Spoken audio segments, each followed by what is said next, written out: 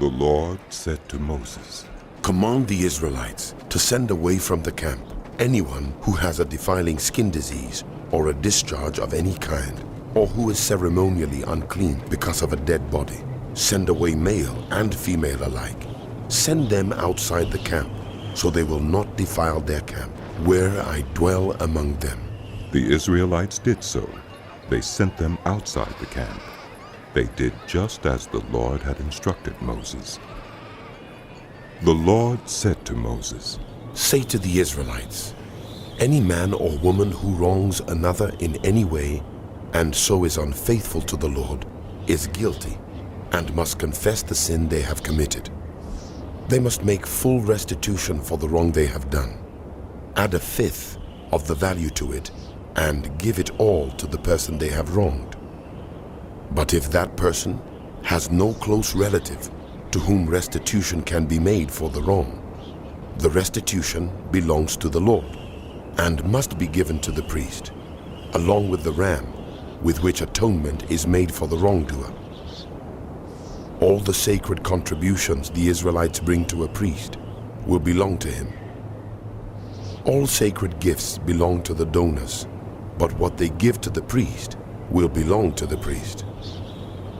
Then the Lord said to Moses, Speak to the Israelites and say to them, if a man's wife goes astray and is unfaithful to him, so that another man has sexual relations with her, and this is hidden from her husband, and her impurity is undetected, since there is no witness against her, and she has not been caught in the act, and if feelings of jealousy come over her husband, and he suspects his wife and she is impure, or if he is jealous and suspects her even though she is not impure, then he is to take his wife to the priest.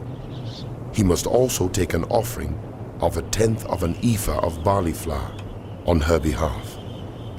He must not pour oil on it or put incense on it, because it is a grain offering for jealousy, a reminder offering to draw attention to wrongdoing. The priest shall bring her and have her stand before the Lord.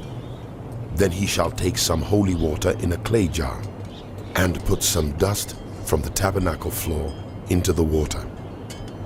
After the priest has had the woman stand before the Lord, he shall loosen her hair and place in her hands the reminder offering, the grain offering for jealousy, while he himself holds the bitter water that brings a curse.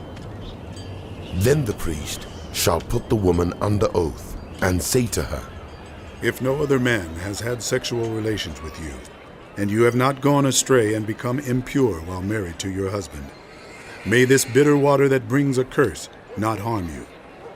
But if you have gone astray while married to your husband, and you have made yourself impure by having sexual relations with a man other than your husband, here the priest is to put the woman under this curse. May the Lord cause you to become a curse among your people, when he makes your womb miscarry and your abdomen swell. May this water that brings a curse enter your body, so that your abdomen swells or your womb miscarries. Then the woman is to say, Amen. So be it. The priest is to write these curses on a scroll, and then wash them off into the bitter water.